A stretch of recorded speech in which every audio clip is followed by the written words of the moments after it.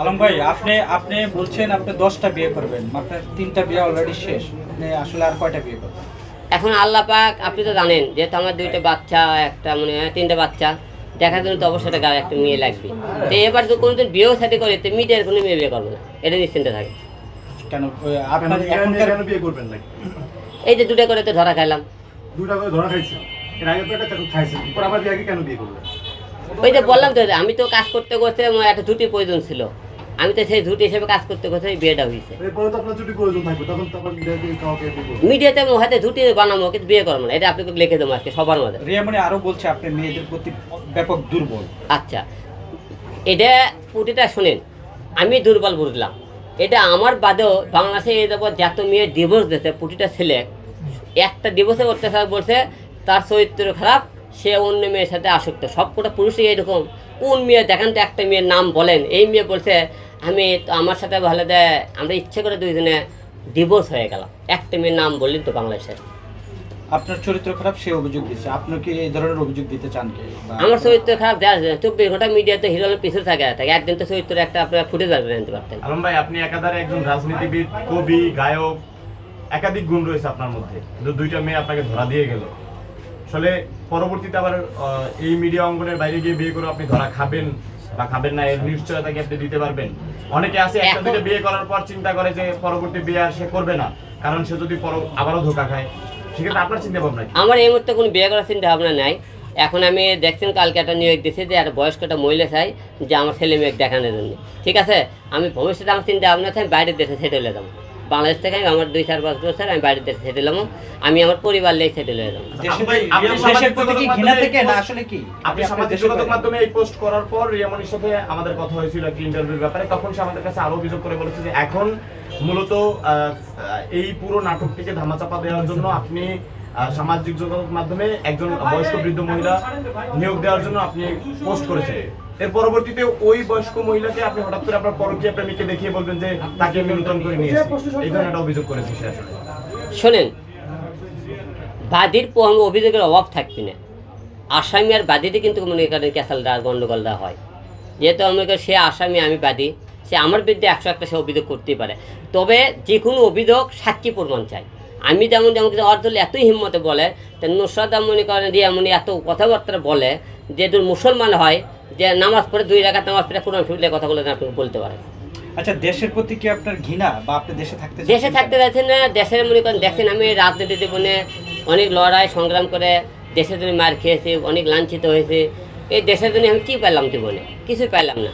তো বাকি জীবন আমার বাচ্চা কাচ্চা নিয়ে আমার টার্গেট আছে যে যেহেতু বাবা পৃথিবীতে আমার 2টা বাবা ছিল, বাবা নিজের বাবা মারা গেল, পালিত বাবা মারা গেল, একটা মা আছে, এছাড়া তার পৃথিবীতে আমরা দেখতেছি আমরা আশেপাশে কেউ আছে। এই মনে করেন ঢাকা শহরে মনে করেন হিরো আলম কেউ তাও নেই। হিরো আলম রাজনীতি জীবনে হিরো আলম পিছিয়ে বড় বলে যে লাঘব বড় আছে তাও নেই, কিন্তু আমি কিন্তু একা, সব কিছু মিলে আর কতই একাই দেবেন যে লড়াই করবো। আমার তো মনে করি আল্লাহ বেঁচে রাখতে থেকে এখন বেঁচে আছে, আমার উপর যত জুলুম হয়েছে এখনও যত লোকের আমার উপর আক্রমণ আছে, যে কোনো মারাও যেতে পারে। কারণ আমাদের উপর বিএনপিও খেপা, আওয়ামী লীগও খেপা, অন্য অন্য দলও খেপা, কারণ আমি কাউকে ছাড় দিয়ে কথা বলিনি, এটাই আমার অপরাধ।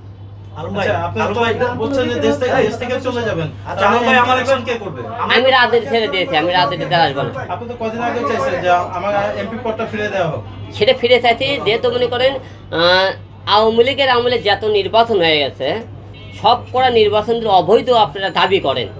অবৈধ নির্বাচনের টাইমে আপনারা মেয়র বৈধ কী হিসেবে এলেন? তাহলে আমরা এখন দেশের, তাহলে আমি তো অবৈধ সরকারের টাইমে নির্বাচন করেছি, তাহলে আমারটা বৈধতা করছো না, কেন হবে না? এই হিসেবে বলছি, আপনি যেহেতু মনে করেন আমি ওই নির্বাচনে ইশরাক ভাইকে দেওয়া হয়েছে মেয়র পদ, তাহলে আমাকে কেন দিবি না? এই হিসেবে আমি ওই দাবিটা করছি, কিন্তু আমি মেয়র পদটা ফিরে দেওয়া হতো, আমি শপথ পর্যন্ত যাইতাম, কিন্তু এই দেশে কোনো দায়িত্ব পালন করতাম না। সেই কারণে আমি নিজেকে মনে করি প্রমাণ করতাম, লড়াই সংগ্রাম করে এই দেশে একদিন করে হলো হিরো আলম সাবেক এমপি ছিল। আমি আমার নিজের মনে দুঃখটা আমি কথা বলিনি।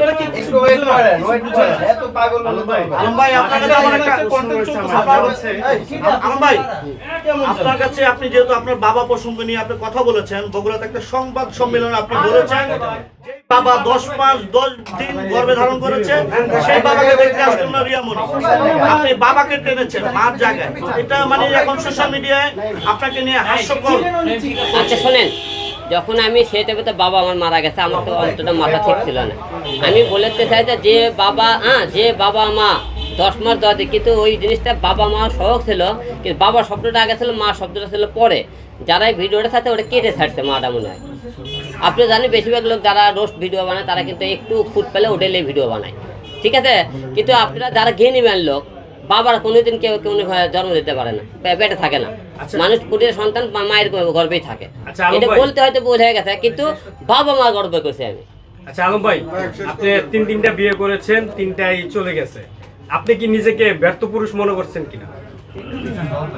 সাংসারিক জীবনে মনে করেন আমি হিরো আলম কতটা সুখী ছিলাম সব বললামই, কিন্তু ব্যর্থ পুরুষ হিসেবে ব্যর্থ মনে করতেছি না।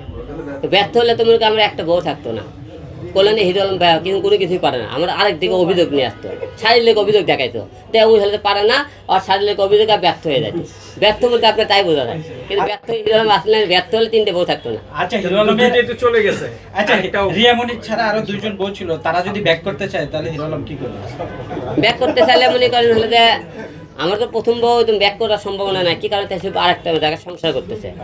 এখন ব্যাক করার মধ্যে মাঝখানে ব্যাক নুসরাত দিয়ে তো গেছে, নুসরাত এখন বিয়ে করছে আমি জানি না, তার সম্পর্ক না, সে মাঝখানে আছে। আর রিয়া মনির তো প্রশ্নই ওঠে না, কারণ নুসরাত ফিরতে চাইলে আপনি গ্রহণ করবেন না, এই মুহূর্তে ভাই বিয়ে সাথে মাপ চাই ভাই, এলে কথা কই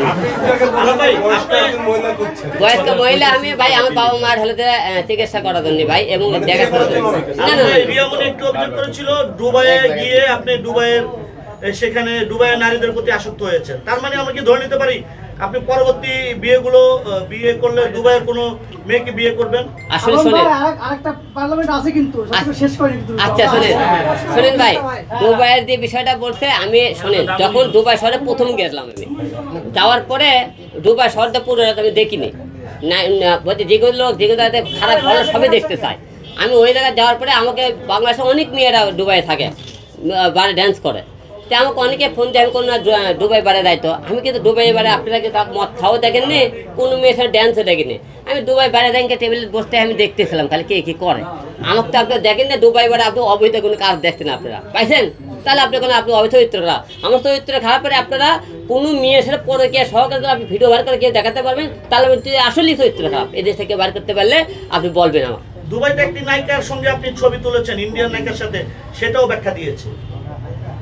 আমাকে যে কোনো জায়গায় গেলে একটা জায়গায় গেলে যেগুলো সিনেমার কথা বলতে হতেই পারে। Thank you.